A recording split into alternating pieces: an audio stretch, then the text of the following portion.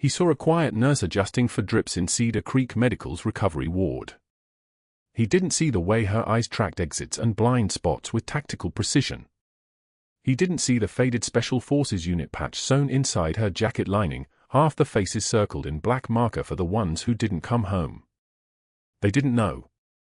They had no idea what was walking through those fluorescent-lit corridors every single shift. Ashley Cooper moved through Norfolk Cedar Creek Medical with the calm efficiency of someone who had performed triage under mortar fire, though no one here knows that. The recovery ward stretched before her at 6:27 a.m., beds arranged in precise rows, monitors beeping their mechanical heartbeat song, the smell of antiseptic and fresh linens mixing with something older underneath. Copper and old sweat. The residue of other people's suffering. Her scrubs were navy blue, unremarkable. Her badge read A. Cooper, RN in letters small enough that most people never bothered to read past the first initial. The fluorescent lights hummed overhead like they were counting down to something. She'd learned in Kandahar that overhead hum meant electric generator. Generator meant forward operating base. FOB meant 3,000 miles from home and nowhere to hide. Old habit. She catalogued it anyway. Bed 1, 68-year-old male, post-operative day 2, hip replacement. Blood pressure stable at 118/74. Heart rate steady at 68. She adjusted the 4-drip, 2% dextrose in normal saline running at 125 milliliters per hour, and moved on without speaking. The man's eyes tracked her like she was a blessing.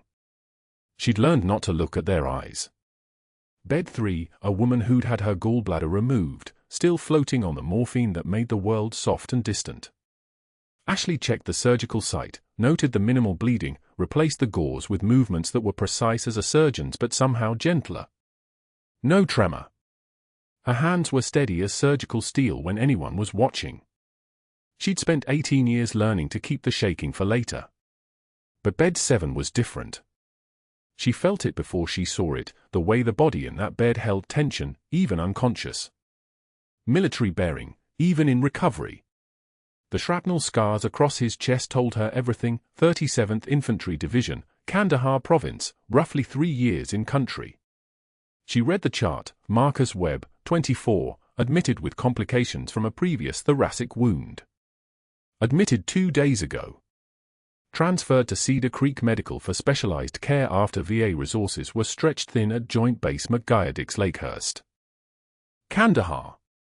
3 years ago. She'd been in Kandahar 3 years ago.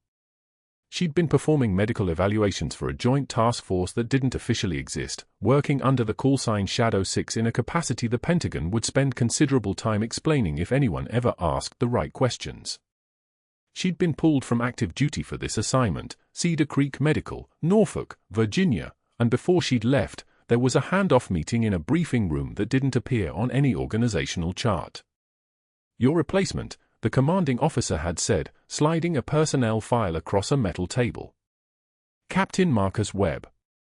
Good medic. Better than good. You'll have trained him on the new protocols before you rotate out. That was 3 years ago. That was when Marcus Webb was 21 and invincible and had never seen the inside of a body the way she had. Now he was in bed 7 with shrapnel scars and complications, and Ashley was changing his dressings with hands that moved on their own while something in her chest did a thing it hadn't done since she left Afghanistan. She touched the patch inside her jacket lining for exactly 1 second. Half the faces circled. Dark circles. The ones who'd come home were lucky. Good morning, Captain. She kept her voice soft, regional accent dialed to the Virginia Tidewater baseline that made her blend into Cedar Creek's nursing staff. No rank. No military bearing in speech. Just a tired nurse talking to an unconscious soldier. You're doing well. Vitals are stable. That's good. That's what we want. She didn't know if he could hear. Some people said they could, even comatose. She'd performed triage on enough soldiers under fire to know that consciousness operated on a spectrum most civilians never understood. Maybe somewhere in his drug-muted brain, he recognized the voice of someone who'd been in the same war. Maybe he understood that this nurse wasn't like the others, wasn't pretending that his scars were just medical information. Wasn't pretending that a 24-year-old shouldn't have that much scar tissue. The heart monitor beeped its steady rhythm. 72 beats per minute. Healthy. Healing. She finished the dressing change and stepped back, her eyes tracking the room without moving her head. Door to the corridor, 3 meters away, clear sight line. Window, reinforced safety glass, facing the parking lot, exits visible. Emergency call button, within reach of every bed. Fire extinguisher in the corner, mounted at chest height, easy access. Second exit through the supply room in the back. She'd memorized it on day 1, the way she memorized every room she entered. Muscle memory from a life she wasn't supposed to have anymore. Dr. Robert Mercer stood at the nursing station, watching. She'd noticed him watching for the past 3 weeks, ever since that moment in the hallway when he'd been explaining post-operative protocols to a third-year resident, and she'd quietly mentioned, barely even interjecting, that the suture pattern he was describing would create tension issues at the wound margin. A gentle correction. A factual statement. Nothing more. The resident had blinked. Mercer's face had gone the color of bad hospital coffee. Now he watched her the way a dog watches a squirrel on its lawn, not quite hostile, not quite comfortable. Calculating something. His eyes had the sharp intelligence that came with competence and the brittleness that came with insecurity. The worst combination. The dangerous combination. She didn't look at him. Looking at him would acknowledge his presence, and acknowledging his presence meant engaging with the thing she'd been avoiding since she took this assignment, the fact that she was here, in civilian medicine, in a hospital with overhead humming and fluorescent lights and people who called her and asked her opinion on minor medications like she was just another nurse. Not Shadow 6. Not Captain. Just Ashley. The hospital smelled like it had been cleaned with something that burned the back of her throat, industrial bleach mixed with something chemical and artificial. Nothing like the FOB, where medicine smelled like diesel exhaust and blood and the particular kind of fear that lives in your lungs. This place smelled like safety pretending to be sterilized. She pushed Marcus Webb's stand a few inches to the left, checked the height against his arm, perfect alignment, no strain on the catheter, and moved to the next patient. Bed 5, routine appendectomy, day 1, responding well. Bed 9, she spent longer here, a post-op complication case, elevated white blood cell count suggesting possible infection. She adjusted the antibiotic drip and made a mental note to watch this one. The patient's blood pressure had drifted down by 8 points overnight.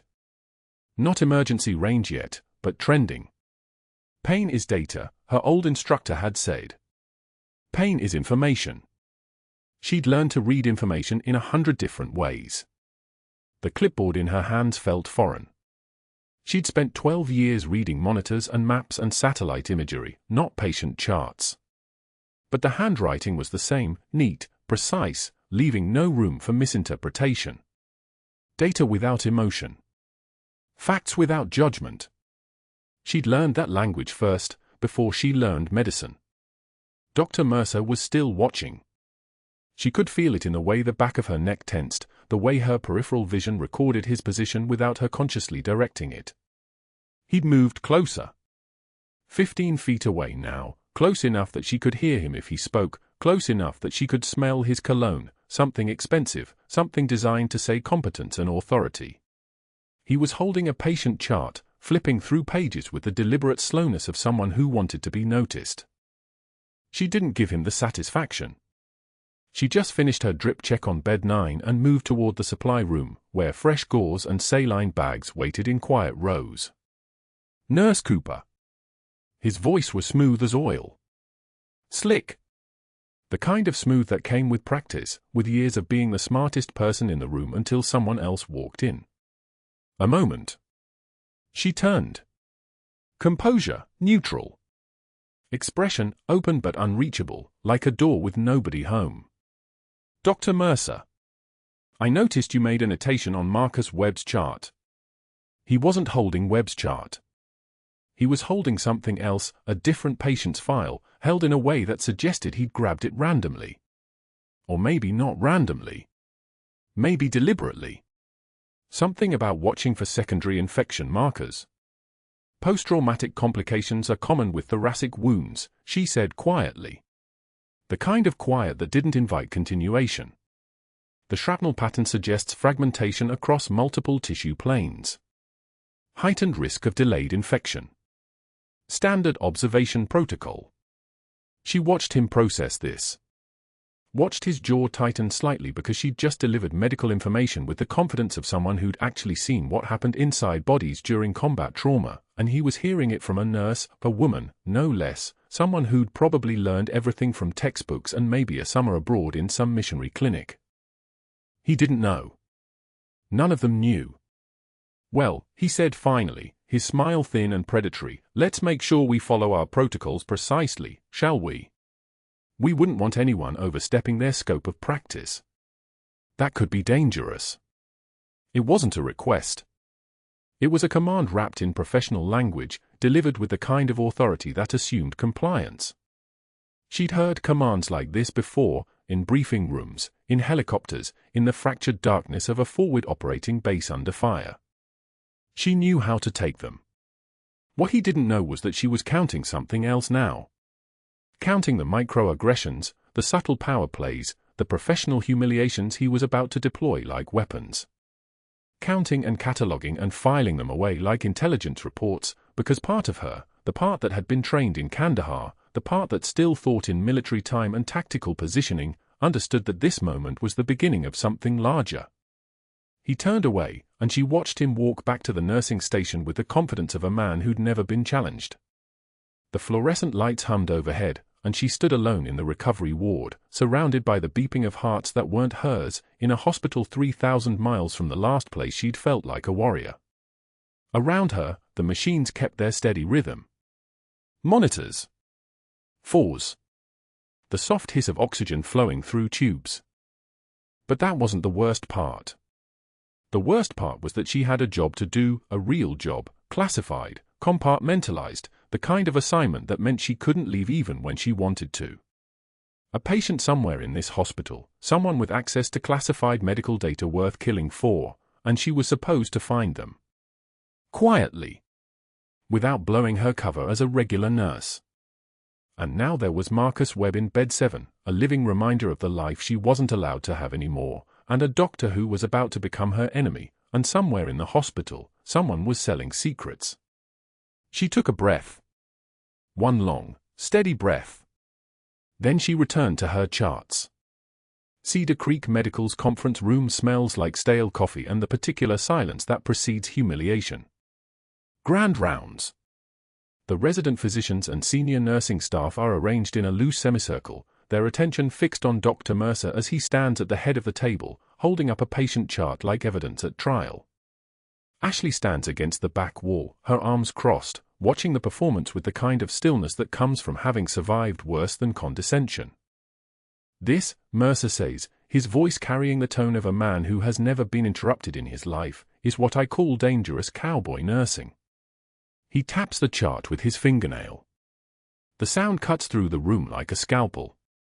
Ms. Cooper here seems to believe that a few years of bedside manner qualify her to override physician orders.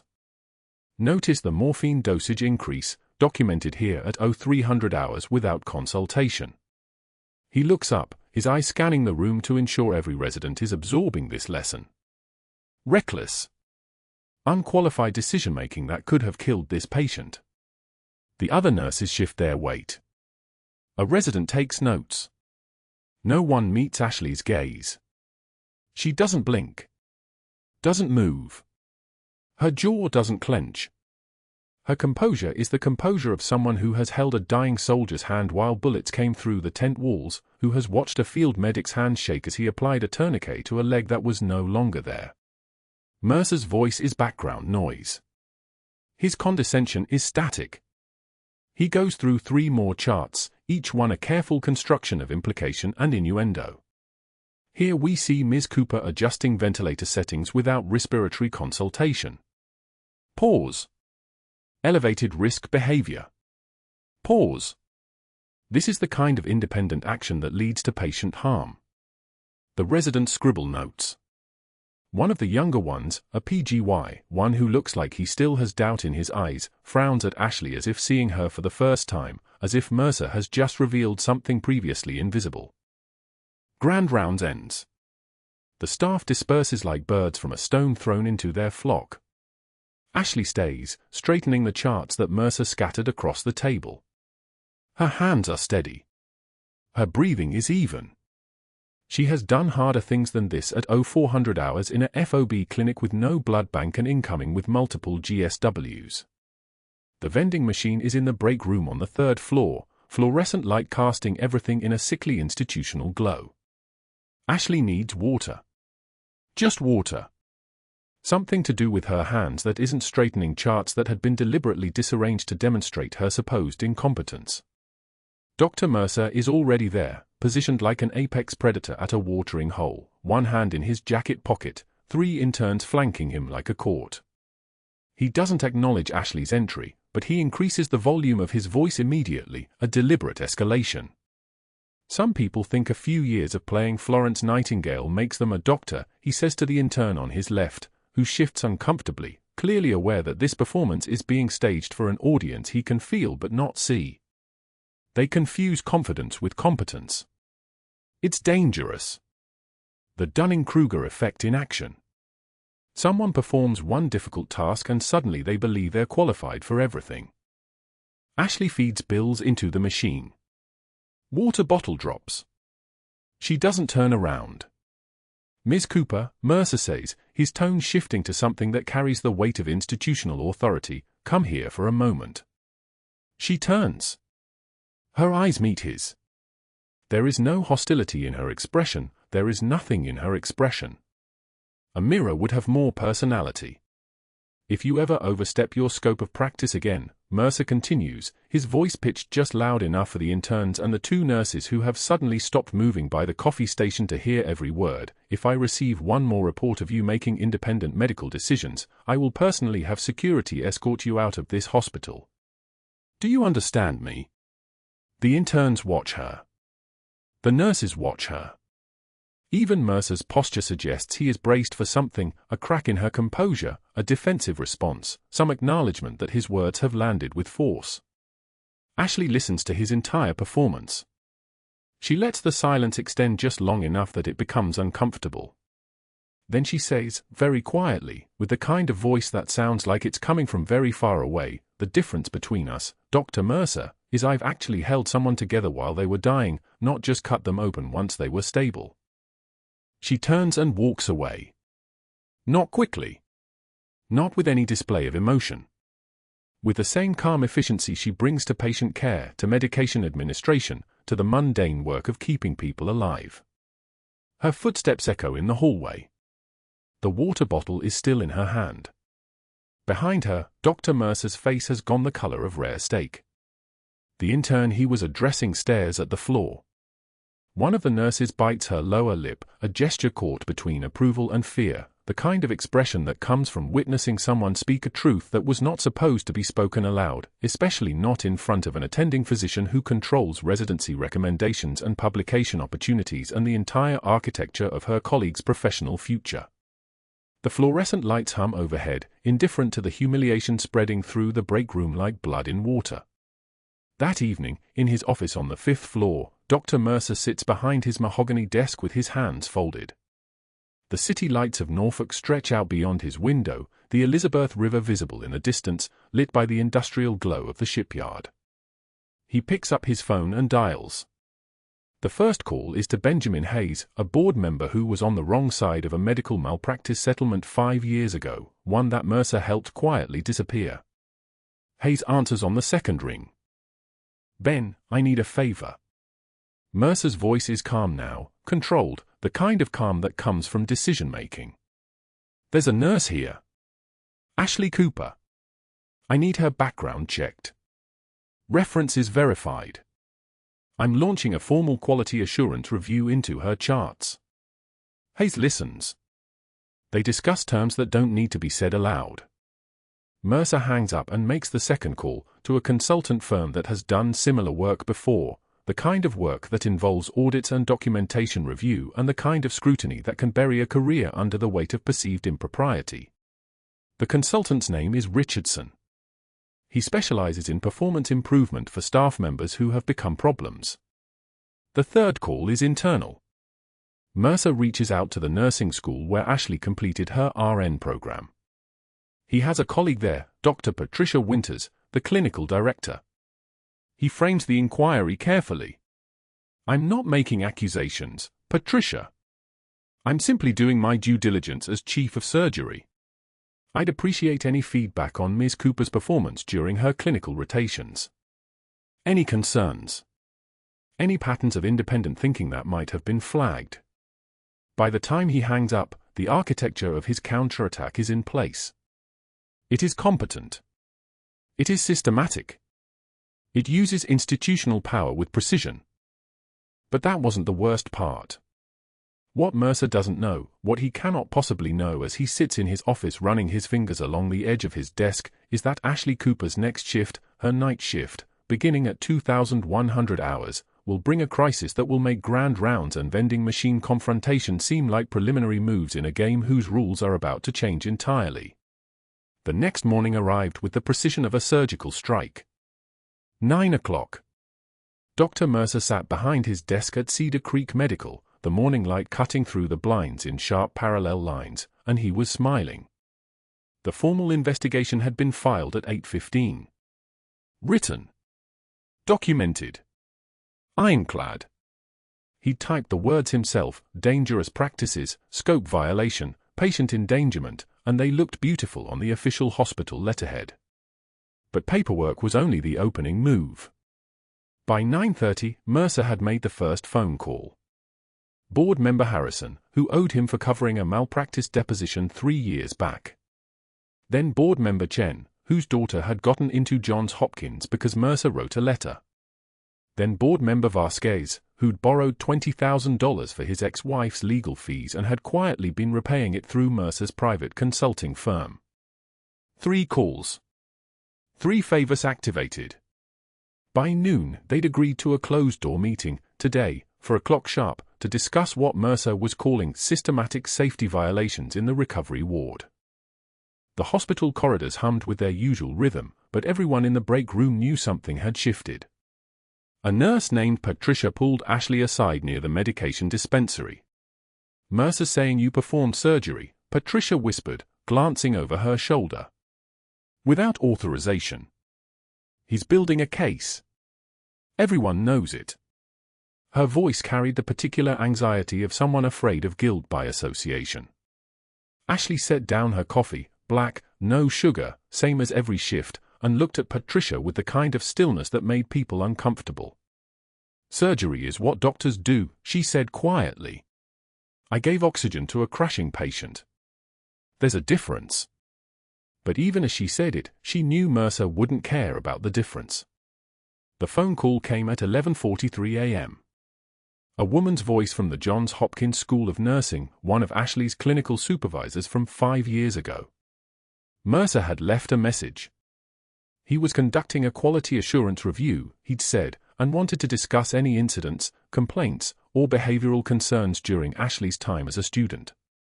The supervisor, Dr. Linda Rothschild, sounded apologetic, confused. "Captain Cooper was one of our finest students. 0 incidents. Actually, she was exceptional." But Mercer had left a follow-up voicemail suggesting that sometimes behavioral issues didn't get documented, that sometimes they were handled quietly to protect institutional reputation, that he'd appreciate complete honesty given patient safety concerns. The implication was poisonous. Mercer wasn't asking for information. He was insinuating that hidden information existed, and that Dr. Rothschild should feel obligated to manufacture it. By 1:30 in the afternoon, the outside consultant arrived. Her name was Victoria Strand, brought in from a Richmond-based firm specializing in medical compliance audits. Mercer had called her personally, mentioned a generous day rate, and given her a simple assignment: review every chart Ashley Cooper had touched in the past 6 months. Look for inconsistencies, gaps, anything suggesting a nurse operating outside her scope. he'd already provided a curated selection, the medic's chart, highlighted passages, notes suggesting the oxygen readings were suspiciously well-timed, implying something other than observation had occurred. Victoria Strand was professional, efficient, and perfectly willing to find what her paying client was asking her to find. She set up in the hospital's administrative office and began pulling files. The paper trail Mercer had created was meticulous. He'd anticipated this. He'd been planning this since the moment Ashley had corrected him in front of the residents. The break room was where rumors moved like infection through water. By 2 o'clock, half the nursing staff had heard that there was an investigation. By 2:30, everyone had heard it. By 3 o'clock, 3 nurses had been called by Mercer's office for informal interviews. They sat in their chairs, uncomfortable, nervous, and answered his carefully worded questions. Had they ever seen Ashley perform duties outside her scope? Had they ever noticed her making independent medical decisions? Had anyone questioned her judgment? Each question was shaped like a container meant to hold an answer he'd already written. Ashley moved through the afternoon with the kind of composure that came from having survived worse. So much worse. But composure wasn't the same as indifference, and it wasn't the same as safety. She'd been embedded at Cedar Creek Medical for 14 months of a 2-year operation called Nightingale. The assignment was simple on paper: pose as a nurse, gain access to the recovery ward, identify which medical staff member was selling classified surgical data to foreign contractors. The patient in question, Marcus Webb, the medic who'd replaced her in Kandahar, was cover for something much larger. Webb's post-op charts contained coded information about military medical protocols. Someone at Cedar Creek was extracting that data and selling it. Ashley had been inserted to find them. And now the person trying to destroy her was the same person whose name appeared on 3 separate accounts that matched the intelligence profile of the data thief. Mercer. His consulting firm. His educational research partnerships with overseas medical facilities. She couldn't report him. She couldn't blow her cover. If she did, if she so much as hinted at her real purpose at Cedar Creek, the operation collapsed. 2 years of work. For months of physical surveillance. Intelligence networks across Kandahar and Helmand province compromised. The data broker escaped. The classified protocols continued flowing to handlers in Islamabad and Tehran. The phone in her locker was a burner. Military-grade encryption, routed through a series of dead servers, connected to exactly one number. She made the call at 3:45 p.m., using the bathroom on the 3rd floor, locked in a stall, her voice so quiet it barely disturbed the air. "The cover may be compromised," she said. No introduction. No greeting.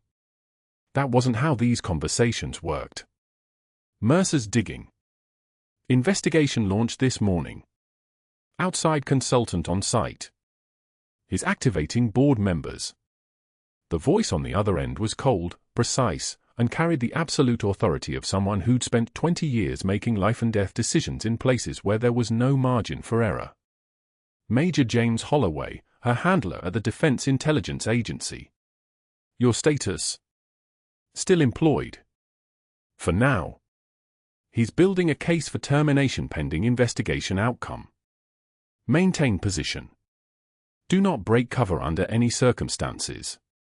The operation is 48 hours from completion.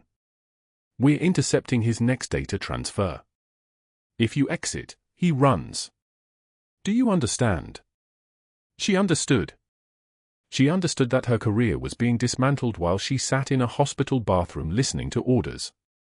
She understood that Mercer, the man actively destroying her professional reputation, was the same man she was supposed to be surveilling. She understood that the moment she revealed her military affiliation, everything collapsed. Copy that, Ashley said. She hung up. Burned the phone's memory by running it under scalding sink water, the plastic cracked, the SIM card dissolved, and dropped it into the trash. Her hands were steady. Her breathing was steady.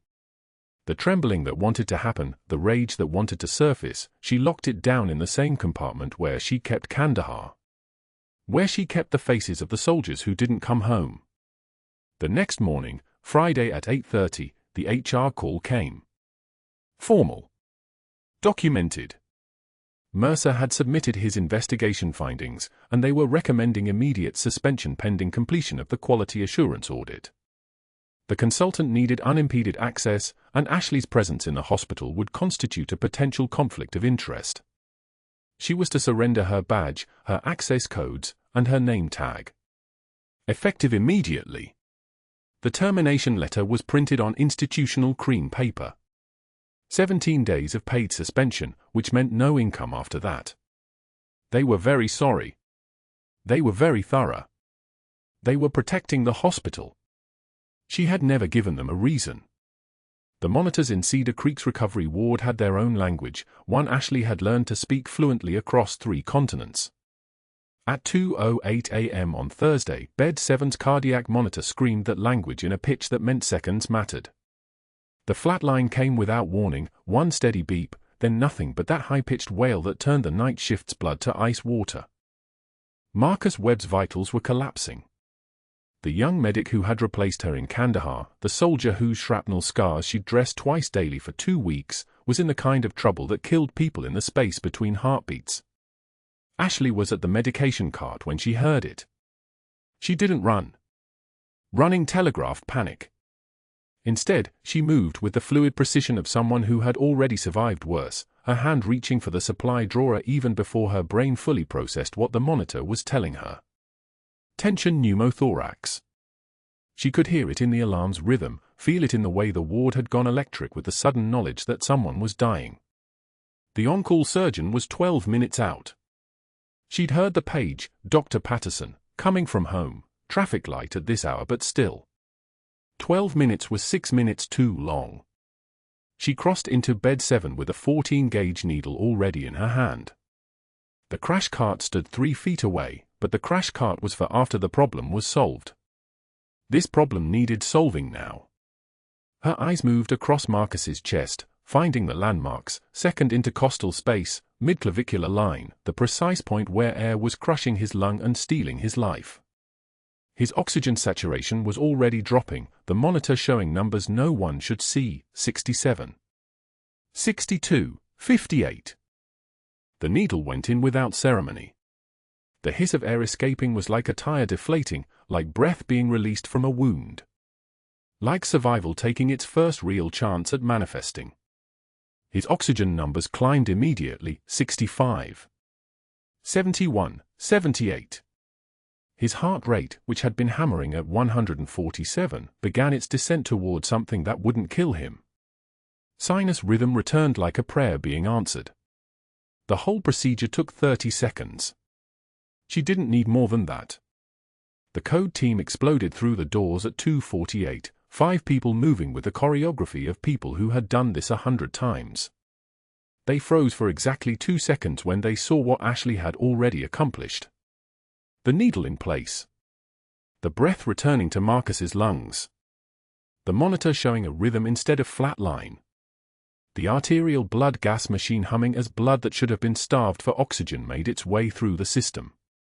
Needle decompression, Ashley said quietly. She stepped back from the bed without ceremony, without explanation, without the kind of self-congratulation that would have announced her presence in that moment. She simply moved aside and let the team do what they had trained for, what they would now have time to do because a nurse with combat medical experience had already done what needed doing first. The attending surgeon arrived 7 minutes later to find Marcus stable. The crisis had already peaked and begun its descent. There was nothing heroic left to do, which meant there was nothing to investigate about who had done the actual saving. But someone always notices. By Friday morning, the investigation had teeth. Dr. Mercer had spent Thursday night on the phone, his voice moving through the hospital corridors like poison seeping into water. She'd exceeded her scope of practice. She'd performed a procedure that required physician oversight. She'd acted without authorization, without consent, without the proper chain of command. What if something had gone wrong? What if she'd made it worse? What if the hospital's liability insurance could be voided by an unlicensed nurse's unauthorized intervention? The irony, sharp as broken glass, was that she'd saved Marcus's life. The irony, sharper still, was that saving lives wasn't supposed to be her job anymore. The termination letter came at 11:13 a.m., printed on hospital letterhead, signed by 3 different administrators, each signature a nail in the coffin of Operation Nightingale. Effective immediately. Pending investigation outcome. All credentials suspended. Security escort to retrieve personal items. The security guard who walked her to her locker was apologetic, young, someone who'd clearly been given awkward instructions. He kept saying things like just protocol and nothing personal, the kind of meaningless comfort that made everything worse. Ashley collected what there was to collect, the cracked world's okayest nurse a mug a colleague had given her when she started, a dying succulent with brown leaves that she'd tried and failed to keep alive, a photo of her unit from Kandahar, half the faces circled in black marker for the ones who didn't come home. The rain started around 4 p.m., the kind of Norfolk rain that came sideways and meant business. By 6:11 p.m., she was standing at the bus stop on Princess Anne Road, the cardboard box balanced on her hip, water soaking through her jacket to the faded unit patch sewn inside the lining. Muscle memory made her scan the street, exits, threats, observation points, the tactical awareness that never shut off even when the job was done. Her phone buzzed. Handler, target patient discharged early. Mission window closing. Maintain surveillance off-site. The message wasn't a request. It wasn't even phrased like an order. It was the kind of instruction that came from people who understood that the mission transcended individual careers, individual hospitals, individual nurses who had lost their positions because they'd saved the wrong person's life in the wrong way. She stared at the message while rain hammered the bus stop's metal shelter. The bus pulled up, its doors hissing open like a breath being released. She boarded without looking back at Cedar Creek Medical's lights bleeding through the storm. Over the weekend, she watched from a coffee shop across the street, binoculars held steady in hands that didn't shake, her termination letter folded in her pocket like a scar. She monitored the target patient moving through the hospital's corridors, documented his visitors, tracked the pattern of his movements. The work was mechanical, the kind of field craft that could be done with half her attention while the other half sat in a darkened room understanding what had happened. Her cover was blown if she'd saved Marcus, it was blown if she'd done anything else. The investigation would reach conclusions. The investigation would circle around and around until it found someone to blame, and that someone had been her, the nurse who had known too much, done too much, stepped too far outside her assigned role. Monday morning came with a coded alert that made her blood run cold. High-value prisoner transfer to Cedar Creek Recovery Ward. Afghan national. Proceed with extreme caution. She read the name 3 times, each time expecting it to be different. Each time it remained exactly the same. A former Taliban commander. Someone she had interrogated in a facility in Kandahar for years ago, someone whose face she had watched carefully during that conversation, someone whose eyes had held a kind of burning recognition of power meeting power and understanding each other's language. She grabbed her jacket and headed back to the hospital. The rain hadn't stopped. It had only intensified, turning Princess Anne Road into something that looked like a river. Security guards at Cedar Creek's entrance were eyeing everyone with the kind of suspicion that came from knowing something was happening, something big enough that the armed Marine guard standing in the recovery ward wasn't standard protocol.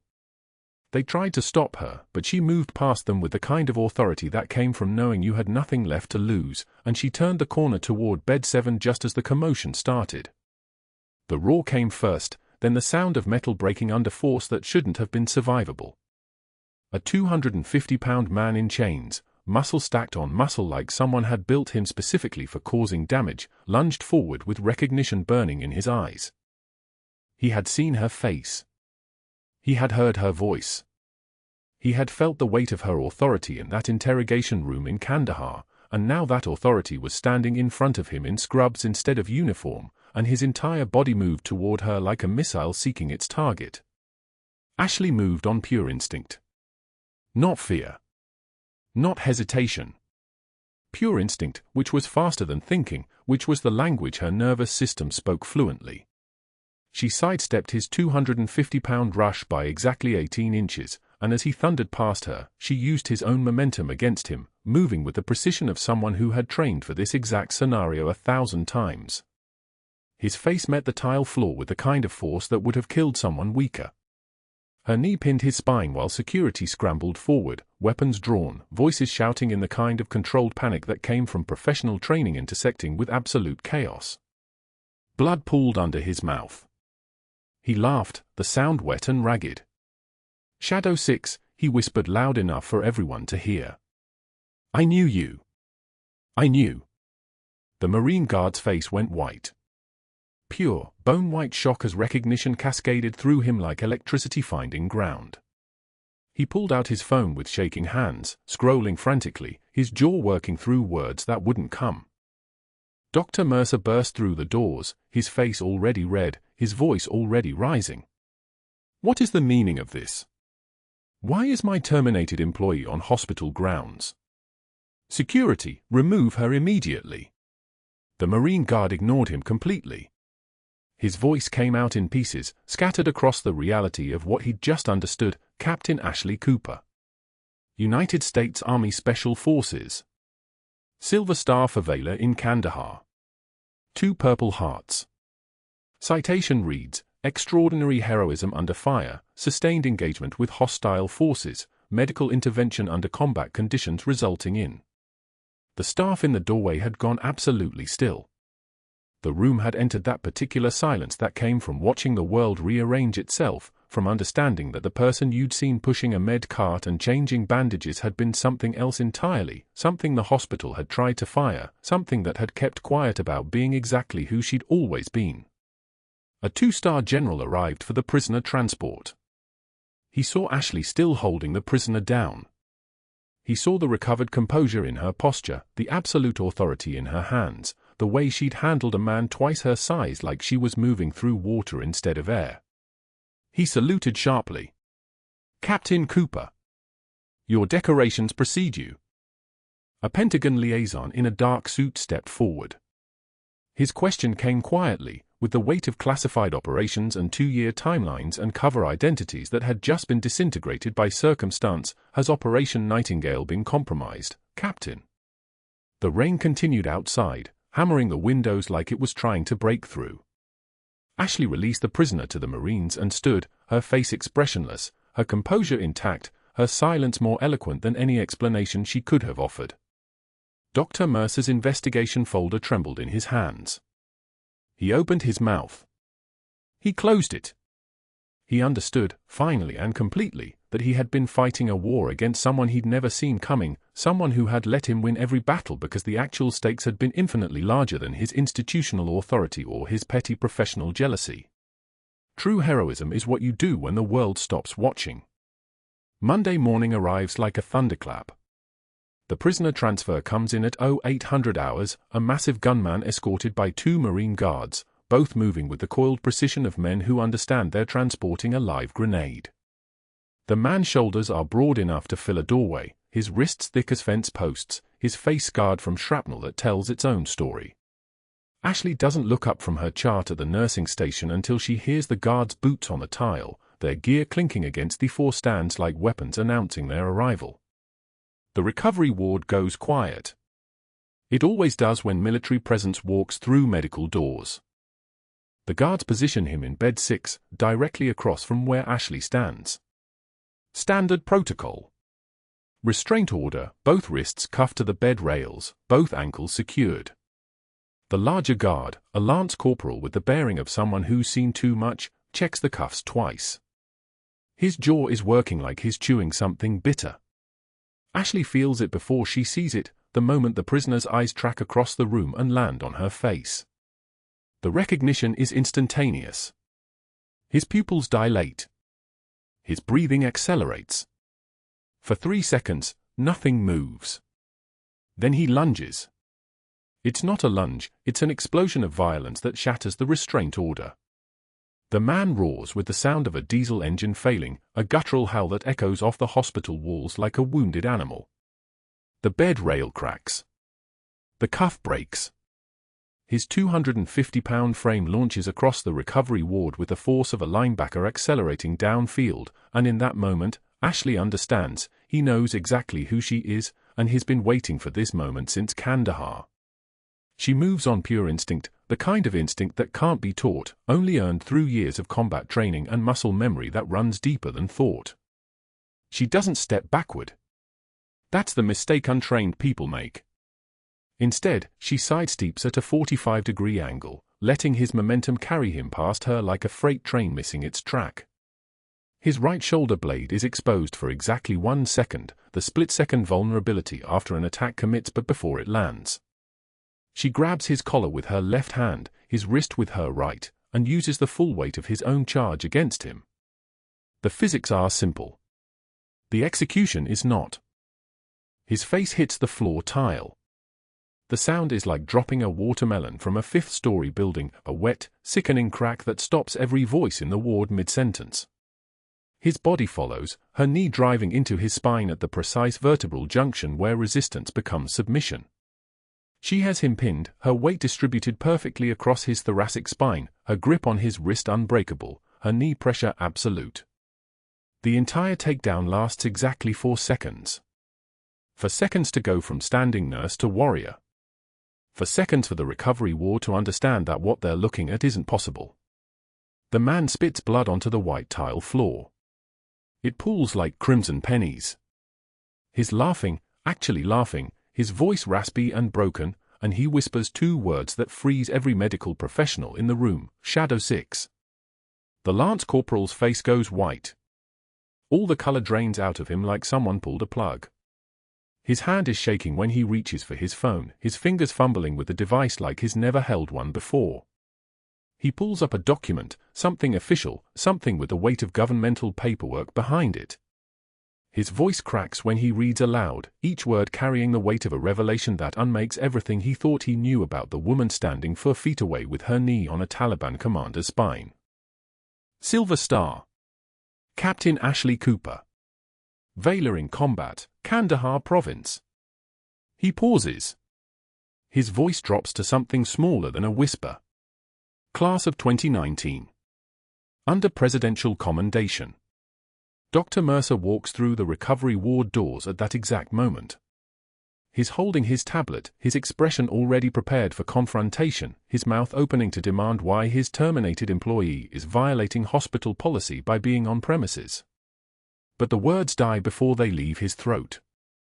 He sees her first, the nurse he spent weeks dismantling, now kneeling on the spine of a fully restrained detainee with her hand on his wrist like it's the easiest thing she's ever done. Then he sees the Marines. Then he sees their faces. The shock registers first, confusion second, and then something darker, the realization that he's been fighting a battle whose coordinates he never understood. This is absurd, she's just a, he starts, his voice pitched higher than before, already recognizing the ground beneath him collapsing. The doors of the recovery ward open again. A 2-star general walks in. His uniform is crisp as paper, his medals catching the fluorescent lights like small calibrations of power. Without hesitation, without ceremony, he salutes Ashley's decorations. It's not a casual gesture. It's the kind of salute that a senior officer extends only to those who have earned rank through blood. The room understands the message. Every person in the recovery ward understands it now. A Pentagon liaison, tall, nondescript, moving with the peculiar authority of someone accustomed to classified operations, steps forward and leans close enough to Ashley that his words belong only to her. Operation Nightingale. Compromised. Ashley's voice is steady, measured, the voice of someone reporting through proper channels during an active mission. Negative. Target under observation. Mission parameters unchanged. Dr. Mercer's tablet falls from his hands. Within 48 hours, the investigation he launched becomes his reckoning. The outside quality assurance consultant he brought in discovers discrepancies in his surgical outcomes, his own records. The falsifications are meticulous and extensive, complication rates artificially lowered, procedures listed that never occurred, patient deaths filed under misleading categories. 3 families come forward with malpractice allegations once legal discovery begins. The board members he called in favors from issue statements distancing themselves. Mercer's office is sealed pending criminal investigation. His hospital credentials are suspended. His wife files for divorce when the financial fraud comes to light. He'd been skimming surgical fees to cover gambling debts accumulated at the casino in Atlantic City, 6 visits a month, sometimes 6 figures in a single evening. Within 6 months, he's unemployable in medicine. His license is revoked by the medical board. His reputation is destroyed so completely that no patient will trust him, no hospital will hire him, no future exists in the profession he spent 32 years building. The institutional power that made him feel invincible becomes the weapon that destroys him. 9 months later, on a Tuesday evening, Ashley walks past a community college on Norfolk Avenue. The windows are lit from inside, and through the glass, she sees him. Dr. Mercer, standing in front of a CPR training class, his hand on a plastic dummy's chest. He's teaching compression techniques to 17 bored students, most of them scrolling through phones, 2 of them asleep, 1 openly filming him for social media. His suit is wrinkled. His hair has gone grey at the temples. His hands shake as he demonstrates the compression count on the dummy's sternum, and she can see from his face that the trembling isn't illness. It's the kind of tremor that comes from understanding, finally, that the world doesn't owe you anything. He fumbles the count. Starts over. His voice cracks on the numbers. 1, 2, 3, no, wait. From the beginning. 1, 2, 3. The students ignore him. He is nothing to them. He is invisible. He is exactly what she was when he decided to destroy her. Ashley watches for 30 seconds. Her face remains unreadable, the mask of someone trained in composure, trained in the discipline of witnessing consequences without recording them emotionally. Then she reaches for the faded unit patch sewn inside her jacket lining, the patch that contains the names of her unit, the patch that carries the weight of the 7 faces circled in black marker. Her fingers touch it. She feels the fabric. Then she turns and walks away without stopping, without looking back, without any indication that she was ever there. The fluorescent lights of the community college hum overhead. The dummy on the table continues to exist. Dr. Mercer continues to teach to students who aren't listening, continuing to exist in a world that has forgotten him, which is perhaps the worst punishment of all, not to be destroyed, but to be rendered irrelevant. Ashley returns to Cedar Creek Medical. The recovery ward receives her as it always does, with the rhythm of monitors beeping, the soft wheeze of ventilators, the gentle sounds of people sleeping under pharmaceutical control. Her cover remains intact. Her mission continues. The target patient is back for follow-up treatment on Tuesday. She monitors him from her nursing station, gathering intelligence as doctors discuss his case in voices too quiet to be overheard by untrained ears. The replacement surgeon, a younger man, treats her with the quiet respect of someone who has read her actual file. The medic in bed 7, Marcus Webb, the soldier who replaced her in Kandahar, has recovered fully. Before discharge, he thanks her, recognizing in her the unmistakable marks of someone who has carried weapons and weight. His eyes say, "I know what you are." She changes his dressings one last time, her hand steady, her movements precise, her voice offering only the professional observations of a nurse managing a patient's care. That evening, she stands on the hospital roof during her break, looking out over Norfolk as the sun sets.